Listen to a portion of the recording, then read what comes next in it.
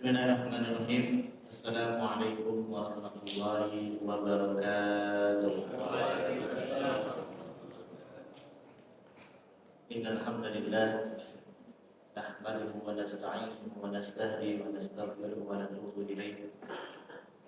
Wa na'udzu billahi min shururi anfusina wa sayyiati a'malina. Man yahdihillahu fala mudilla lahu wa man yudlil fala hadiya lahu. أشهد أن لا إله إلا الله وحده لا شريك له وأشهد أن محمدا عبده ورسوله لا نبي ولا رسول بعده اللهم صل وسلم وبارك على نبينا وحبيبنا المصطفى نبي الهدى وعلى آله وصحبه ومن سار على نهجه إلى يوم القيامة أما بعد. قال الله تعالى في القرآن الكريم أعوذ بالله من الشيطان الرجيم يا أيها الذين آمنوا اتقوا الله حق تقاته ولا تموتن إلا وأنتم مسلمون وقال يا أيها الذين آمنوا اتقوا الله وقولوا قولا سديدا يصلح لكم أعمالكم ويغفر لكم ذنوبكم ومن يطع الله ورسوله فقد فاز فوزا عظيما. وقال نبينا محمد صلى الله عليه وسلم في حديثه اتق الله حيثما كنت واتبع السيئة الحسنة تمحوها وخالق الناس بخلق حسن. وقال إذا عطس أحدكم فحمد الله فشبهه wa idza lam yahmadallah fala tusyabbihuhu. Rawahu Muslim. Bapak Ibu jamaah salat subuh Masjid Al-Ikhlas bila akhir dirahmati oleh Allah Subhanahu wa taala. Alhamdulillah, marilah kita senantiasa memanjatkan puja dan puji syukur kita kehadirat Allah Subhanahu wa taala atas segala limpah nikmat yang telah Allah karuniakan kepada kita, sehingga pada hari ini dari Ahad pertama tahun 2026 alhamdulillah kita semua masih diberikan kesempatan kemudahan oleh Allah Subhanahu wa taala untuk menjalankan tugas dan kewajiban kita sebagai hamba Allah, terutama di dalam menjalankan ibadah salat subuh secara berjamaah di masjid yang kita cintai ini, kemudian dilanjutkan dengan orang berilmu. Mudah-mudahan Allah Subhanahu wa taala menerima setiap ibadah yang sudah kita lakukan di tahun-tahun yang lalu, dan mudah-mudahan Allah Subhanahu wa taala memberikan kemudahan bagi kita untuk tetap istiqamah di dalam menjalankan ketaatan dan ibadah kepadanya di tahun-tahun yang akan datang. Amin ya rabbal alamin. Salawat dan salam tidak lupa kita haturkan kepada uswatun hasanah kita Nabi Muhammad sallallahu alaihi wasallam beserta para keluarga, para sahabat serta umat beliau yang tetap istiqamah di atas jalan kebenaran hingga yaumul qiyamah. Ma'asyiral muslimin, jamaah kajian Masjid Al-Ikhlas bila Anggrek yang dirahmati oleh Allah Subhanahu wa taala. Insyaallah kajian kita pada pagi hari ini kita akan melanjutkan kembali di dalam membahas cabang-cabang iman sesuai yang dikatakan oleh Rasulullah sallallahu alaihi wasallam di dalam sebuah hadis beliau, al-iman bid'atun wa sab'una syu'batan. Iman itu ada kurang lebih sekitar 70 sekian cabang. Fa'adaha qawlu la ilaha illallah. Cabang yang paling tinggi adalah perkataan la ilaha illallah. Wa adnaha, dan cabang yang paling rendah imatatul adza an-tariq, itu menyingkirkan sesuatu yang membahayakan yang ada di jalan. Alhamdulillah, pada kesempatan kali ini kita sudah memasuki cabang yang ke-48. Imam Baihaqi di dalam kitab beliau Syu'abul Iman mengatakan cabang ini adalah Tashmiyatul Aqis, yaitu memberikan hak saudara kita sesama muslim ketika dia bersin dan mengucapkan alhamdulillah, maka hendaklah kita mengatakan dan mendoakannya dengan mengucapkan yarhamkallah. Maka disinilah pentingnya kita sebagai seorang muslim untuk mempelajari adab-adab ketika kita bersin. Dan ini termasuk cabang iman yang ke-48. Jamaah sekalian yang dirahmati oleh Allah Subhanahu wa taala, mengawali kajian kami pada pagi hari ini, kami akan memberikan sebuah kisah yang ditulis oleh Imam Ibnu Hajar Al-Asqalani di dalam kitab beliau Fathul Bari ala Syarh Sahih Al-Bukhari. Beliau menceritakan tentang kisah seorang ulama yang bernama Imam Abu Dawud rahimahullah ta'ala. Imam Abu Dawud adalah salah seorang ulama ahlul hadis, ulama yang pakar di bidang hadis. Beliau punya kitab khusus yang membahas tentang hadis, judulnya Sunan Abi Dawud. Di dalam kitab itu terdapat kurang lebih sekitar 4.800 hadis. Beliau salah seorang murid dari Imam Ahmad bin Hanbal rahimahullah ta'ala.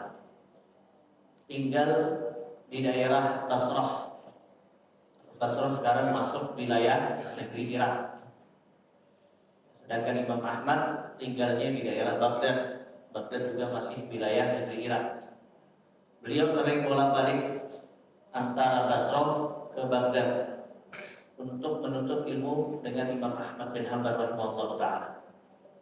Imam Ahmad di samping beliau dikenal sebagai salah seorang ulama mazhab, salah satu ulama mazhab, beliau juga dikenal sebagai ulama ahli hadis.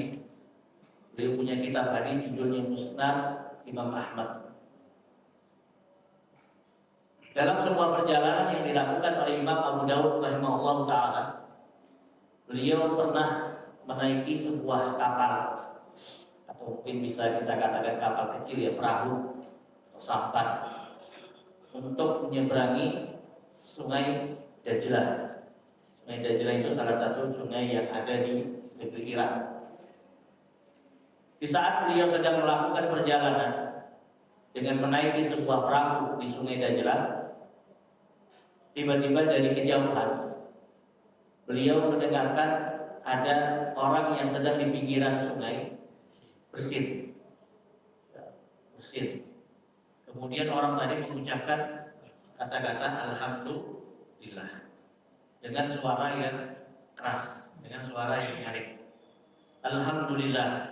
Jadi dia ketika mengucapkan alhamdulillah itu kedengaran oleh Imam Abu Dawud yang saat itu sedang menaiki perahu. Padahal posisi beliau sedang berada di tengah sungai, sedangkan yang bersin itu ada di pinggiran sungai. Kemudian apa yang dilakukan oleh Imam Abu Dawud rahimahullah ta'ala?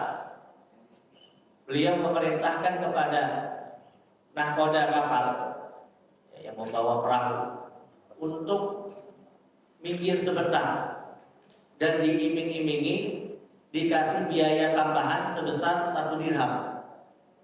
Pada saat itu 1 dirham masih tinggi nilai jualnya. Kalau zaman sekarang perak sudah jatuh. Emas yang naik, perak jatuh. Kalau zaman dulu dirham atau perak itu masih tinggi nilai jualnya, masih mahal. Beliau mengatakan kepada nahkoda kapal, tolong mampir sebentar, minggir sebentar ke situ, saya tambahin 1 dirham. Saya tambahin 1 dirham biar kamu gak rugi.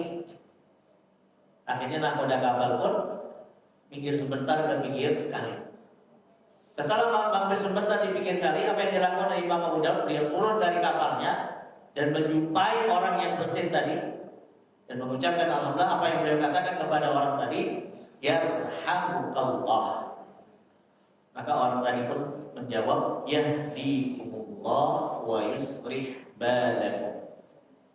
Selesai, naik lagi kapal, berangkat lagi. Penumpang kapal yang lain terheran-heran. Sehingga mereka pun bertanya kepada Imam Abu Dawud, wahai Imam, kenapa kau mau rela membayar uang sebesar 1 dirham hanya untuk mampir sebentar ke pinggiran kali dan mengucapkan yarhamukallah. Mungkin kita di posisi Imam Abu Daud mungkin menganggap hal ini sebagai hal yang sepele, hal yang remeh. Ngapain juga apa? Toh juga nanti di ketika sudah sampai daratan bakalan banyak orang yang bersih juga, ya kan? Bisa kita jawab juga yarhamukallah. Apa kita harus mampir apalagi membayar tambahan uang sebesar 1 dirham. Apa jawaban Imam Abu Dawud rahimahullah ta'ala ketika mendengarkan pertanyaan-pertanyaan yang dilontarkan oleh para penumpang kapal ini? Beliau hanya mengatakan, la'allahu da'watun mustajabah. Aku berharap orang tadi yang bersin tadi doanya termasuk doa yang mustajabah. Doanya termasuk doa yang diijabahi oleh Allah Subhanahu wa ta'ala. Dan benar, ketika di perjalanan kemudian seluruh penumpang kapal tadi istirahat, tidur. Capean ya, mungkin karena perjalanannya agak jauh. Di dalam tidur mereka mengalami mimpi yang sama. Semua penumpang kapal mengalami mimpi yang sama. Apa mimpi mereka yang mereka alami? Di dalam mimpi mereka mendengarkan suara yang mengatakan bahwasanya Abu Dawud rahimahullah ta'ala telah masuk ke dalam surga, telah membeli surga dengan uang sejumlah 1 dirham. Jemaah sekalian dirahmati oleh Allah Subhanahu wa ta'ala. Kenapa Islam sangat-sangat peduli dalam hal yang seperti ini? Kenapa Islam mengajarkan kepada kita ketika mendengarkan orang yang bersin kemudian dia mengucapkan alhamdulillah, kita dianjurkan untuk tasmiyatul atis, untuk menjawab ucapan yang dia ucapkan dengan mengucapkan alhamdulillah dengan mendoakan yarhamukallah. Karena Islam sangat menganjurkan kepada kita untuk saling mendoakan antara satu sama lain. Karena kita nggak tahu, bisa jadi doa sahabat kita, doanya teman kita, doanya tetangga kita, doanya siapapun yang bahkan kita nggak kenal orangnya, bisa jadi doa-doa mereka termasuk doa yang mustajabah, doa yang diijabahi oleh Allah Subhanahu wa ta'ala. Imam Abu Dawud tidak mengenal orang yang bersin tadi, bukan tetangganya, bukan temannya juga, bukan sahabatnya, bukan keluarganya apalagi. Tapi beliau berharap agar orang tadi ketika berdoa, doanya diijabahi oleh Allah Subhanahu wa ta'ala. Dan ternyata di saat penghuni kapal tertidur semuanya mengalami mimpi yang sama, yaitu mereka bermimpi bahwasanya Imam Abu Dawud telah membeli surganya Allah Subhanahu wa ta'ala dengan uang sejumlah 1 dirham. Jemaah sekalian rahmati Allah Subhanahu wa ta'ala, perlu kita pahami, bersin itu bagian dari nikmat yang Allah Subhanahu wa ta'ala anugerahkan kepada kita. Nikmatun 'azimah. Maka Imam Ibnu Qayyim al-Jauziyah rahimahullah ta'ala mengatakan ini bagian dari nikmat yang agung. Berapa banyak orang yang nggak bisa bersin sehingga harus masuk ke mana? Rumah sakit, diberikan pengobatan dan sebagainya. Ketika dia sembuh, baru kemudian dia bisa bersin lagi. Ada sebuah kisah yang terjadi pada seseorang. Bisa nyangka dia nggak bisa bersin, kemudian numpuk virus dan sebagainya ke dalam tubuhnya. Karena bersin itu apa? Mengeluarkan virus, enzim dan sebagainya, kotoran-kotoran yang ada di dalam tubuh kita. Sehingga apa yang terjadi? Dia harus masuk rumah sakit dan diperiksa oleh dokter, diberikan obat, menghabiskan biaya kurang lebih sekitar 3 juta hanya untuk bisa bersin. Hanya untuk bisa bersin harus mengeluarkan biaya kurang lebih sekitar 3 juta rupiah. Maka bersin itu termasuk bagian dari nikmat yang agung yang Allah berikan kepada kita. Oleh sebab itu sebagai bentuk rasa syukur kita kepada Allah Subhanahu wa taala atas nikmat diberikannya kita bersih, maka kemudian oleh Islam ya kita diperintahkan untuk ya memperlihatkan adab-adab kita ketika bersih. Kemudian yang kedua jamaah sekalian rahmatullah Allah, banyak di antara kita mungkin tidak terlalu mohon maaf mempedulikan masalah ini. Cuma kecil doang masalah bersih. Tapi Islam adalah agama yang sempurna. Islam adalah agama yang mulia. Saking sempurnanya agama Islam dalam hal yang sifatnya kecil seperti ini, yaitu bersin saja, diatur sedemikian rupa oleh Islam. Coba, apakah ada agama-agama yang lain yang mengatur sedemikian rupa seperti mana Islam? Ada ketika bersin dan sebagainya. Maka kita bersyukur kepada Allah sebagai seorang Muslim yang sudah dipilih oleh Allah untuk berada di dalam agama ini. Ya. Agama kita adalah agama yang sempurna. Al-yawma akmaltu lakum dinakum wa atmamtu 'alaikum ni'mati wa raditu lakumul Islam dinan. Pada hari ini aku telah sempurnakan untuk kalian agama kalian. Jadikan Islam ini agama yang sempurna. Dari hal yang besar sampai hal yang paling terkecil sekalipun diatur sedemikian rupa oleh Islam. Jamaah sekalian rahmati Allah Subhanahu wa taala. Ada beberapa poin yang perlu kita perhatikan dalam masalah ini. Yang pertama, tasmiyatul 'atis haqqun 'alal muslim. Menjawab saudara kita ketika dia bersin kemudian mengucapkan alhamdulillah itu bagian dari hak yang harus dipenuhi oleh kita sesama muslim. Dalam sebuah hadis riwayat Imam Bukhari di dalam kitab sahihnya dari Abu Hurairah radhiyallahu anhu, Rasulullah sallallahu alaihi wasallam bersabda, "Inna Allah ta'ala yuhibbul 'itas." Sesungguhnya Allah Subhanahu wa taala sangat menyukai perbuatan bersin. Ingat, perbuatan bersin yang kita lakukan itu bagian dari perbuatan yang sangat disukai oleh Allah Subhanahu wa taala. Allah menyukai bersin. Wa yakrahu at-tasawuf. Allah sangat membenci at-tasawuf. Apa itu at-tasawuf? Menguap. Ya. Jadi kalau dibandingkan antara bersin sama menguap, itu Allah lebih senang bersin daripada menguap. Kalau menguap Allah sangat benci. Fa idza 'atasa ahadukum wa hamidallah ta'ala, maka apabila saudara kalian mengalami yang namanya bersin kemudian dia mengucapkan kalimat alhamdulillah, kana haqqan 'ala kulli muslim sami'ahu ay yaqula lahu yarhamukallah. Maka hak seorang muslim ketika mendengarkan saudaranya tadi mengucapkan alhamdulillah, maka hendaklah dia mengucapkan kalimat yarhamukallah. Wa amma tasawuf, adapun menguap, fa innama huwa minasyayatin. Ketahuilah menguap itu datangnya dari setan. Fa idza tasawuba ahadukum, maka ketika kita ingin menguap, falyaruddu mastata, maka tahan sebisa mungkin. Fa inna ahadukum idza tasawuba dhahika minhu syaitan. Karena ketika kalian menguap, setan pun senang tertawa.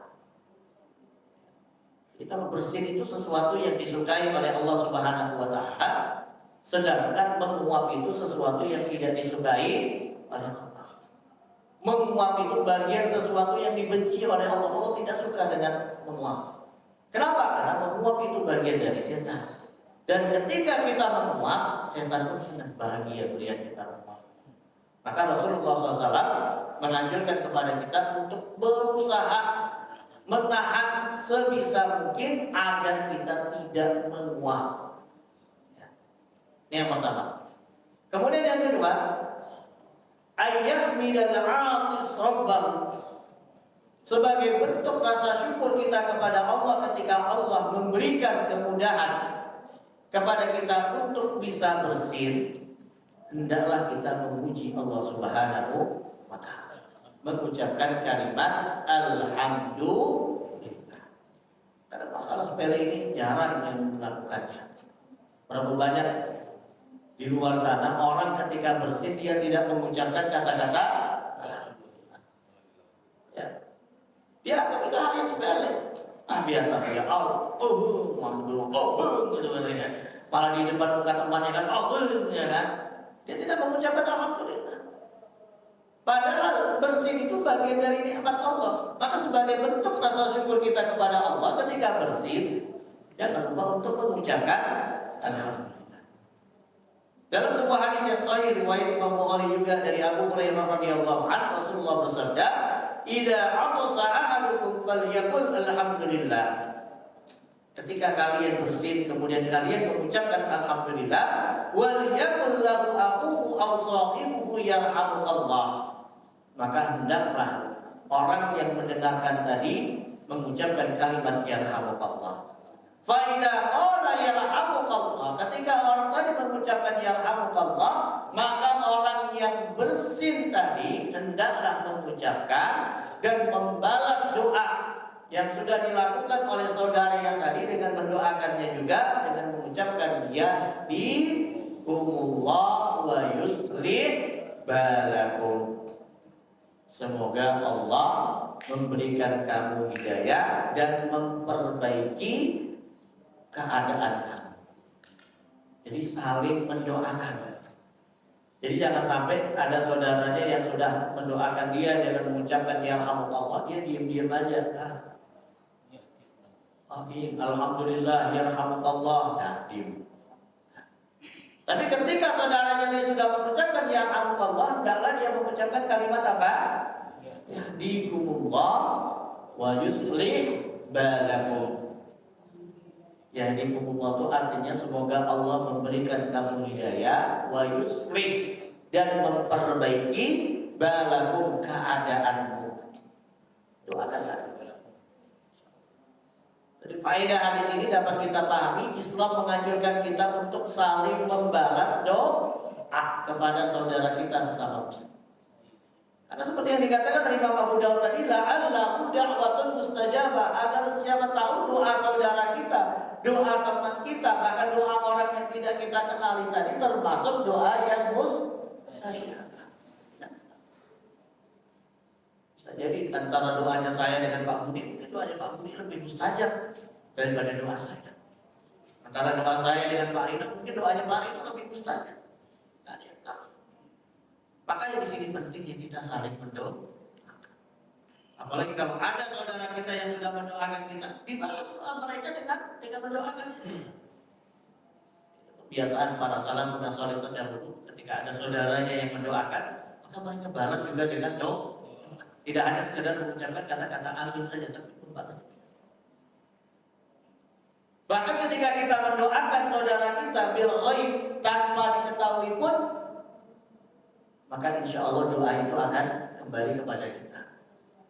Karena dalam hadis Rasulullah SAW mengatakan barang siapa yang mendoakan saudaranya bil ghaib itu maksudnya tanpa diketahui oleh saudaranya, oleh orang yang didoakan tadi, apa yang dikatakan oleh malaikat, walaka mislu, dan engkau juga akan mendapatkan hal yang sama seperti mana yang engkau doakan saudara tadi.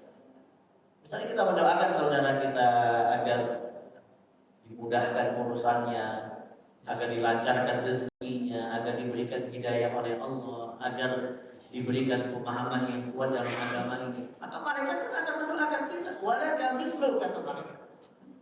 Engkau yang berdoa tadi juga akan mendapatkan hal yang sama seperti mana ketika engkau mendoakan saudara. Jadi dia akan mendapatkan hal yang sama.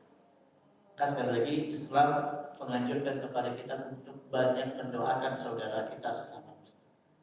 Baik itu ketika kita berada di hadapan saudara kita atau ketika tidak berada di hadapan. Baik itu orang yang kita doakan tadi mengetahui kita mendoakannya atau tidak mengetahui. Begitu juga kita, ketika kita didoakan oleh orang lain, maka balaslah doa orang tadi juga dengan mendoakan. Ini di dalam Islam. Kemudian yang selanjutnya, Yang ketiga, yajuzu ayyakul al-'atis alhamdulillahi ala kulli halin. Diperbolehkan juga bagi orang yang bersin tadi, ya, ketika dia bersin dia tidak hanya mengucapkan kalimat alhamdulillah saja, tetapi dia mengucapkan kalimat alhamdulillahi ala kulli halin. Yang artinya segala puji bagi Allah atas setiap keadaan. Di dalam sebuah hadis yang diriwayatkan oleh Abu Dawud radhiyallahu anhu dengan isnad yang sahih, dengan sanad yang sahih dari Abu Hurairah radhiyallahu anhu, Nabi qala, Rasulullah SAW bersabda, "Idza 'atasa ahadukum falyaqul alhamdulillahi ala kulli halin." Maka ketika kalian bersin, maka hendaklah kalian mengatakan alhamdulillahi ala kulli halin. Jadi boleh, ya. Jadi ada dua pilihan. Yang pertama mengucapkan kalimat alhamdulillah saja ketika kita bersin, atau yang kedua mengucapkan kalimat alhamdulillahi ala kulli halin. Ya, segala puji bagi Allah atas setiap keadaan. Bahkan kalimat alhamdulillah ala kulli halin ini pun diperintahkan bagi kita untuk kita ucapkan di saat kita mendapatkan ujian dan cobaan dari Allah Subhanahu wa taala. Contoh ketika kita diberikan sakit, kemudian ditanya oleh sahabat kita, "Gimana kabarmu hari ini? Udah sembuh belum?" Alhamdulillahi ala kulli halin. Segala puji bagi Allah atas setiap keadaan. Kita diajarkan untuk banyak memuji Allah, bersyukur walaupun kita lagi sakit. Ya, bukan berarti ketika ditanya oleh sahabatnya, "Gimana kabarmu sakitnya?" "Oh, saudaraku sakit ini, tambah parah sakitnya, enggak bisa doa." Enggak. Tapi justru dianjurkan untuk mengucapkan alhamdulillahi ala kulli hal. Walaupun lagi sakit. Bedanya kalau lagi sehat cukup alhamdulillah, kalau lagi sakit alhamdulillahi ala kulli hal. Karena kita diperintahkan untuk memuji Allah dalam setiap keadaan. Dalam surah Al-Fatihah ayat yang kedua, alhamdulillahi rabbil alamin. Bagi Allah dalam setiap keadaan apapun, dikasih sakit, dikasih ujian apapun, ya kan, dikasih musibah dan sebagainya, ucapkan alhamdulillah. Wallahu a'lam. Jadi kemudian yang keempat, tasmiyatul 'atis may yahmadullah. Disunahkan dan dianjurkan bagi kita untuk mengucapkan kalimat yarhamukallah kepada siapa? Hanya kepada orang yang bersin, kemudian dia mengucapkan kalimat alhamdulillah. Terus kalau ada orang yang bersin tapi nggak mengucap kalimat alhamdulillah, boleh nggak kita mengucapkan kalimat yarhamukallah? Tidak dianjurkan. Karena dalam sebuah hadis Rasulullah SAW di dalam kitab Sahih Bukhari dan Muslim dari sahabat Anas bin Malik, beliau berkata, sahabat Anas bin Malik menceritakan bahwasanya pernah suatu hari ada dua orang yang bersin di samping Rasulullah SAW. Ada dua orang yang bersin. Orang yang pertama dia mengucapkan kalimat alhamdulillah setelah bersin. Sedangkan orang yang kedua tidak mengucapkan kalimat. Karena memang kebiasaan kita kalau datang biasa setelah bersin tidak mengucapkan alhamdulillah, ya nggak mengucapkan alhamdulillah. Langsung selesai. Ya kan? Coba lebih banyakkan orang di luar sana yang ketika setelah bersin dia mengucapkan kalimat alhamdulillah, atau ketika setelah bersin tidak mengucapkan kalimat alhamdulillah. Banyakkan yang mana? Karena refleks, ya kebiasaan. Jadi pernah suatu hari ada dua orang yang bersin, yang satu mengucapkan alhamdulillah, yang satu tak mengucapkan alhamdulillah. Kemudian orang yang mengucapkan alhamdulillah tadi oleh Rasulullah SAW didoakan dengan kalimat yarhamu Allah. Sedangkan yang orang kedua yang tidak mengucapkan alhamdulillah oleh Rasulullah tidak didoakan, didiemin kalau bahasanya. Akhirnya dia protes. Ya Rasulullah, tadi dia bersin untuk mengucapkan yarhamukallah. Kau doakan dia. Siapa sih yang nggak ingin didoakan oleh Rasulullah, ya kan? Doanya itu saja. Kita ketemu sama orang somai saja kan Rasulullah minta doanya, ya kan? Minta ini doa Rasulullah doakan saya, wahai kiai, wahai ustaz, ya kan? Apalagi Rasulullah yang berdoa, dakwah mustajab.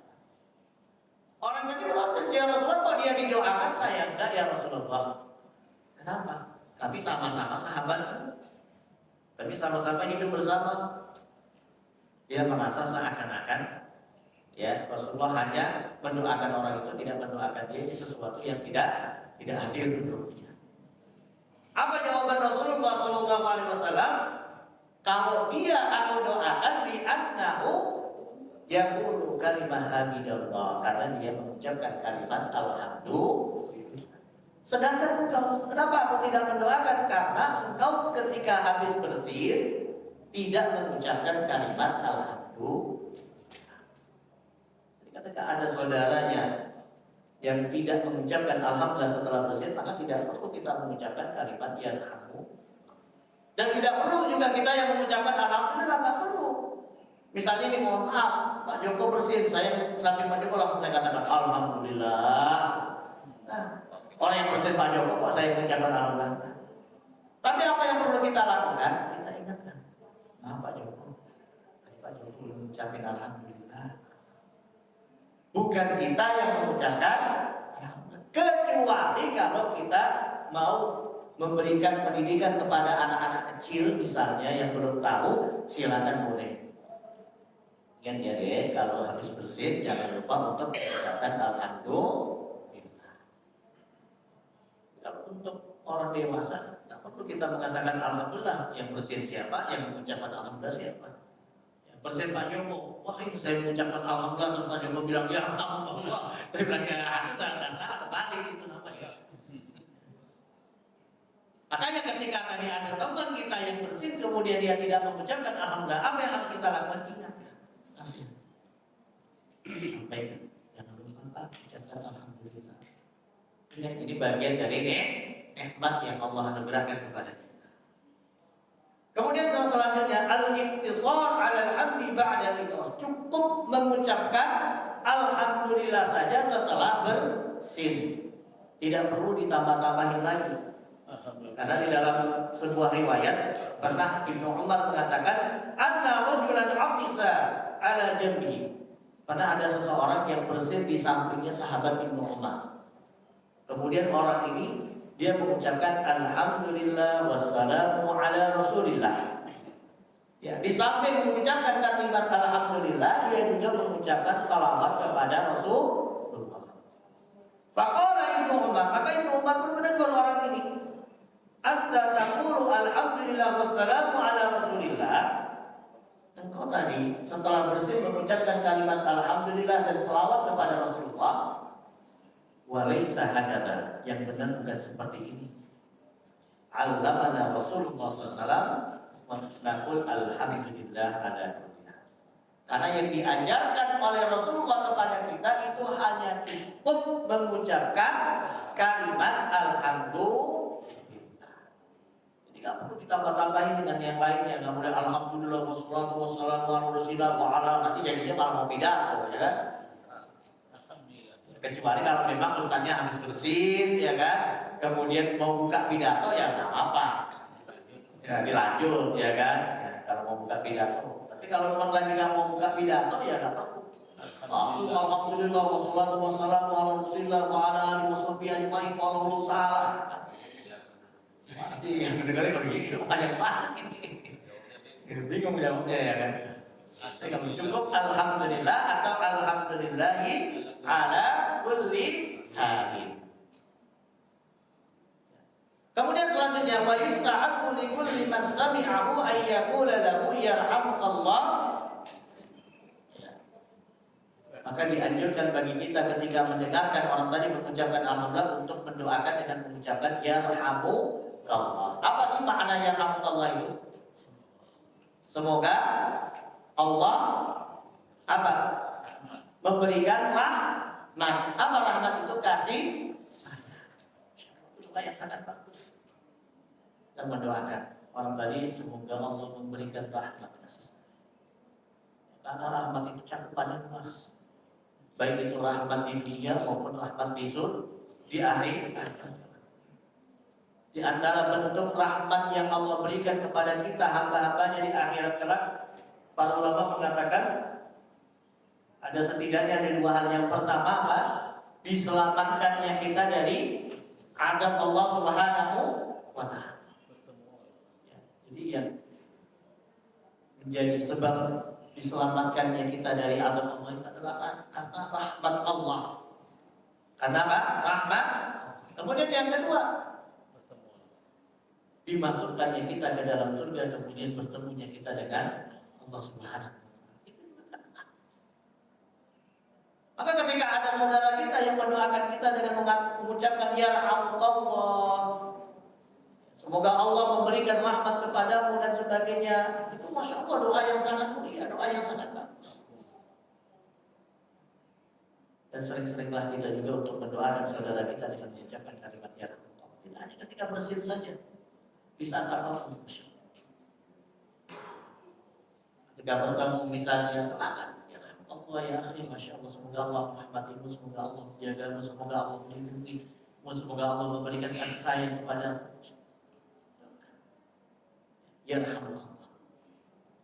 Dalam sebuah hadis riwayat Imam Malik dengan sanad sahih dari Nafi dari Ibnu Umar, dia berkata, "Idza 'atasha ahadukum faqila lahu yarhamukallah, aw yaqulu yarhamunallah wa iyyakum wa yaghfirullahu lana wa lakum." Jadi kalimat yarhamukallah juga bisa diganti dengan kalimat yarhamunallah wa iyyakum wa yaghfirullahu lana wa lakum. Ini asal dari Ibnu Umar. Ya, Ibnu Umar radhiyallahu anhu mengatakan, boleh kalimat yarhamukallah ketika kita mendengarkan saudara kita bersin kemudian mengucapkan alhamdulillah, kita ganti dengan kalimat yarhamunallah wa iyyakum wa yaghfirullahu lana wa lakum. Semoga Allah merahmati kita, merahmati kami dan kamu, dan semoga Allah mengampuni dosa-dosa kita semua. Jadi boleh. Ya, jadi kalimat yarhamukallah boleh diganti dengan kalimat yarhamunallah wa iyyakum wa yaghfirullahu lana wa lakum. Ini asal dari Ibnu Umar radhiyallahu anhu. Kemudian yang perlu diperhatikan ketika bersin ini, apa itu? Indal 'itas yadahu aw thawbahu ala fadihi wa yahfazu sautahu. Hendaklah dia meletakkan tangannya atau bajunya di mulutnya. Jadi bersin tidak boleh dalam keadaan terbuka. Apalagi mohon maaf di depan temannya, di depan wajah temannya, ibrat, langsung pingsan saudaranya. Jadi harus dalam keadaan apa? Tertutup, ditutup. Ya, pakai tangan kita begini, ya, atau pakai baju, ya, terserah, yang penting ditutup. Disunahkan untuk seperti itu. Jadi jangan dalam keadaan terbuka, ditutup. Mau pakai apapun silakan, pakai sarung tangan boleh, ya pakai sapu tangan boleh, pakai tangan, pakai baju kita atau apapun silakan. Ya, mulut dan hidungnya harus dalam keadaan apa? Tertutup. Kemudian yang gak kalah penting bahwa ya tahu jangan dikencengin bersinnya. Kenceng kaget orang semuanya. Sebisa mungkin disilentkan, dipelankan. Udah getar. Udah getar kata. Ya, udah getar. Sebisa mungkin pelan, sebisa mungkin dipelankan, jangan dikencengkan. Kecuali kalau memang nggak bisa pelan, ya silakan. Kalau bisa pelan, dipelan. Jangan terlalu dikencengin suaranya. Apalagi digas ya. Sampai satu RT kedengaran semuanya kan. Jadi sebisa mungkin pelan. Allah Ta'ala. Kenapa? Karena dalam hadis Rasulullah SAW dari Abu Hurairah, riwayat Abu Dawud dan Tirmidzi, hadis yang sahih, beliau bersabda, "Idza 'atasa ghatta wajhahu bi yadihi aw bi thawbihi wa ghatta biha sautahu." Ketika kalian bersin, hendaklah menutup mulut dan hidung kalian dengan tangan atau baju kalian, dan hendaklah dikecilkan atau dipelankan apa? Suara bersinnya. Jadi suara bersinnya dipelankan, kalimat alhamdulillah itu justru dikencengin, bukan malah dibalik. Suara bersinnya dikencengin, kalimat alhamdulillah pelan banget. Alhamdulillah. Kenapa? Nanti orang nggak dengar. Kalau orang nggak dengar kita mengucap mengucapkan alhamdulillah dia juga tidak mendoakan. Maka suara bersihnya sebisa mungkin jangan terlalu kencang. Kalimat alhamdulillah justru yang kita kencengin. Alhamdulillah. Biar apa? Biar orang yang mungkin agak jauh dari kita bisa mendengarkan. Ya, seperti tadi yang dialami oleh siapa, Imam Abu Dawud. Ya, padahal beliau berada di tengah sungai, sedangkan orang yang bersin tadi berada di pinggiran sungai, tapi bisa kedengaran. Kenapa? Karena memang yang bersin tadi kencang mengucapkan kalimat alhamdulillah. Ya, jadi dibalik justru bersinnya yang dipelanin, mengucapkan kalimat alhamdulillahnya yang dikencengin. Kemudian yang selanjutnya, idza taqarrara al-itas min insanin mutatabi'an fas-sunnah ayyushabbithu li kulli marrah illa ayyablugha thalatha marrat. Ketika orang tadi bersin berkali-kali, dianjurkan untuk mendoakan juga. Ya, dia amin alhamdulillah yarhamukallah. Amin alhamdulillah yarhamukallah. Amin alhamdulillah yarhamukallah. Sampai kapan? Sampai 3 kali. Maksimal berapa kali? 3 kali. Lebih dari 3 kali kata Rasulullah SAW, beliau mengatakan ar-rajulu maz'um, orang itu lagi flu, lagi sakit. Di doanya beda lagi. Doanya semoga Allah menyembuhkanmu misalnya. Ya, syafaat Allah. Jadi bukan mengucapkan kalimat yarhamu Allah lagi, tapi beda lagi. Ya. Jadi paling maksimal berapa? 3 kali itu kalau berurutan. Ya kan, sekali, 2 kali, 3 kali. Apalagi kalau mencium bau-bau yang menyengat, biasanya kan misalnya habis istri masak di dapur, wah langsung wah ya kan. Itu maksimal ya 3 kali kita ucapkan ya rahmatullah kepada saudara kita tadi. Lebih dari itu, ya kata Rasulullah itu bagian dari sakit. Wallahu a'lam. Ya. Kemudian yang selanjutnya, bagaimana kalau kita bersin gak ada orang yang ada di sekitar kita? Amma idza kana muslim wahdah.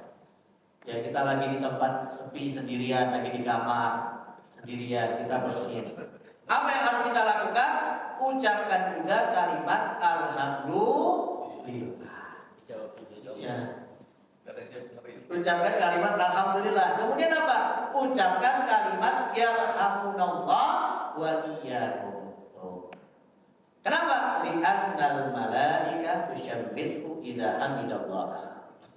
Karena yang akan menjawab ya doa kita adalah malaikat. Jadi ketika bersin sendiri pun jangan diam-diam aja. Amin alhamdulillah yarhamukallah. Kenapa? Karena malaikat yang menjawab doa kita, yang mendengarkan. Ya, mau dah didoakan oleh malaikat. Apalagi doanya malaikat, jelas insyaallah da'watun mustajabah. Doanya malaikat termasuk doa yang mustajabah. Ya. Maka jangan lupa ketika bersin, walaupun dalam keadaan sendiri, untuk mengucapkan alhamdulillah dan mengucapkan yarhamunallah wa iyyakum, karena insya Allah kita akan juga didoakan oleh malaikat. Allah. Kemudian para ulama mengatakan apa hikmah? Kenapa ketika bersin kita dianjurkan untuk menutup mulut kita, hidung kita, dan dianjurkan juga untuk ya memperkecil atau memelankan suara bersin kita? Ibnu Arabi mengatakan di dalam kitab yang dikarang oleh Imam Ibnu Qayyim al-Jauziyah, beliau mengatakan al-hikmatu fi hifdz shauti fil itas anna fi raf'i iz'ajan lil aqwam. Karena dengan mengencangkan suara bersin kita ketika bersin itu bisa membahayakan apa? Anggota tubuh kita. Ya, jadi organ-organ yang ada di dalam tubuh kita. Makanya kenapa kita dianjurkan untuk apa? Untuk memelankan. Coba kalau kita kencang, kencang banget, bisa-bisa jantungnya langsung copot, ya kan? Banyak loh orang terkena penyakit ketika dia habis bersin dengan suara yang kencang, itu sangat berbahaya. Makanya kenapa Imam Ibnu Qayyim mengatakan di dalam kitab beliau mengutip pendapat Imam Ibnu Arabi, ya ketika hikmah kenapa kita dianjurkan oleh Rasulullah untuk memelankan suara bersin kita, karena itu bisa membahayakan organ-organ yang ada di dalam tubuh kita. Dan kenapa kita juga dianjurkan untuk menutup ya hidung dan mulut kita ketika bersin? Itu bisa membahayakan orang yang ada di sekitar kita. Ya, karena kan itu yang kita keluarkan apa? Virus, ya kan? Yang kita keluarkan kan virus. Kalau kita bersin di teman kita, sama saja kita memindahkan virus yang ada di dalam tubuh kita kepada orang yang ada di sekitar kita. Maka dianjurkan untuk ditutup. Beda kalau menguap. Kalau menguap itu apa? Kita memasukkan menyedot, memasukkan virus kotoran ke dalam tubuh kita. Makanya kenapa Rasulullah ya, beliau mengatakan Allah sangat benci dengan menguap dan dianjurkan juga untuk ditutup supaya kotoran-kotoran yang ada di luar juga tidak masuk ke dalam tubuh kita. Wallahu a'lam bishawab. Ya, itu hikmahnya kenapa kita dianjurkan untuk apa? Menutup mulut kita atau menutup hidung kita ketika bersin dan mengecilkan atau memelankan ya suara bersin kita. Wallahu a'lam. Kemudian selanjutnya, bagaimana kalau yang bersin itu orang non muslim? Ya, misalnya ada orang non muslim dia bersin. Kalau orang non muslim tadi habis bersin dia tidak mengucapkan apa-apa, ya sudah didiamin aja. Ya. Tapi yang jadi masalah kalau orang non muslim tadi dia bersin kemudian mengucapkan kalimat alhamdulillah. Banyak orang sekarang orang non muslim juga bisa mengucapkan kalimat alhamdulillah. Istighfar aja bisa, alhamdulillah bisa. Banyak insya Allah juga karena mereka menganggap itu sudah kalimat yang apa ya? Yang kalimat yang apa itu namanya? Sudah masyhur ya. Kalimat yang masyhur, jadi mereka kadang suka ikut-ikut apa yang kita ucapkan orang muslim. Terus kalau ada misalnya orang non-muslim mengucapkan alhamdulillah, apa yang harus kita lakukan? Apakah kita mengucapkan ya rahmatullah juga atau sebaliknya kita diam atau mungkin mengucapkan yang lain? Dalam hadis Rasulullah SAW pernah suatu hari ada orang Yahudi yang bersin di dekat beliau.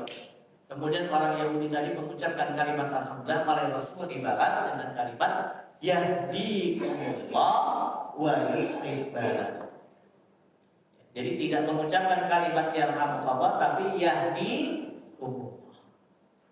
Ya, mendoakan orang non muslim tadi agar mereka mendapatkan hidayah Allah sehingga mereka pun masuk ke dalam surga. Karena kita diajarkan untuk mendoakan mereka agar mereka dapat hidayah. Banyaklah mendoakan saudara kalian, teman kalian yang orang-orang non-muslim agar mereka mendapatkan. Jadi bukan mengucapkan kalimat yarhamukallah tapi mengucapkan kalimat yahdikumullah wa yuslih balakum. Jadi bukan yarhamukallah tapi yahdi. Kemudian selanjutnya, bagaimana kalau kita bersinnya di kamar mandi misalnya atau di WC? Wah, lagi mandi, lagi buang air, wah, alhamdulillah. Kemudian yang di luar kamar mandi istri kita jawab, ya rahmatullah. Kita jawab lagi di kamar mandi, yahdikumullah wa yuslih balakum. Apakah seperti itu? Bagaimana kalau kita bersinnya di kamar mandi, di tempat yang mohon maaf, ya, di tempat yang kotor, ya, maka para ulama mengatakan tidak perlu mengucapkan apapun kalimat. Kalau di kamar mandi ya sudah. Tidak perlu kita mengucapkan. Kalau kita mau mengucapkan alhamdulillah boleh, tapi di dalam hati. Dalam hati. Dan yang mendengarkan bersin kita juga nggak perlu mengucapkan kalimat yarhamu Allah, walaupun dia posisinya di luar kamar mandi. Walaupun orang itu posisi di luar kamar mandi tidak perlu dia mengucapkan ya Allah. Kita cukup mengucapkan alhamdulillah dalam hati. Dia yang di luar kamar mandi juga tidak perlu berdoa. Begitu juga kalau kita bersinnya di saat sedang sholat. Jadi kalau di sholat ini berjamaah, Allahu Akbar kita bersin, alhamdulillah. Teman kita yang samping, ya Allah, ya Allah, nggak perlu. Ya, batal sholatnya. Kenapa? Karena kalimat ini bukan termasuk dari kalimat yang dibaca ketika sholat. Apa yang harus kita lakukan ketika kita bersin di dalam sholat? Tadi sama. Ucapkan kalimat alhamdulillah di dalam hati. Ya, para ulama ada yang mengatakan boleh diucapkan secara lisan, alhamdulillah boleh, tapi yang ada di samping kita nggak perlu balas.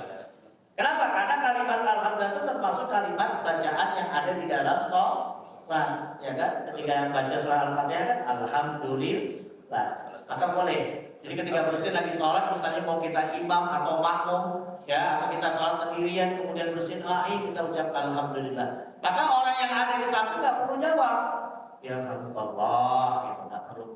Ya, dia diam saja. Ya, jadi ada dua pilihan. Boleh kita ucapkan di hati kalimat alhamdulillahnya, boleh kita ucapkan di lisan, boleh. Ya, tapi ketika diucapkan di lisan, yang ada di sampingnya tidak perlu menjawab dengan kalimat yarhamu Allah. Wallahu a'lam bishawab. Itu tadi ya Mas kalian yang Allah Subhanahu wa taala pembahasan kita tentang adab ketika bersin. Maka penting bagi kita sebagai seorang muslim untuk memperhatikan adab seperti ini. Jangan kita menganggapnya hal yang sepele. Ya, ingat ini adalah termasuk bagian dari syariat Islam yang diatur oleh Islam sedemikian rupa. Mari kita perhatikan. Siapa tahu ya dengan kita memperhatikan adab-adab ketika bersin inilah nanti insya Allah yang akan mengantarkan kita ke dalam surganya Allah Subhanahu wa taala, seperti mana tadi kisah yang didapat oleh Imam Abu Dawud rahimahullah taala. Baik, terima kasih, jazakallahu khairan. Selanjutnya silakan Pak Rino kalau ada yang ingin ditanyakan, kami buka waktu dan kesempatan.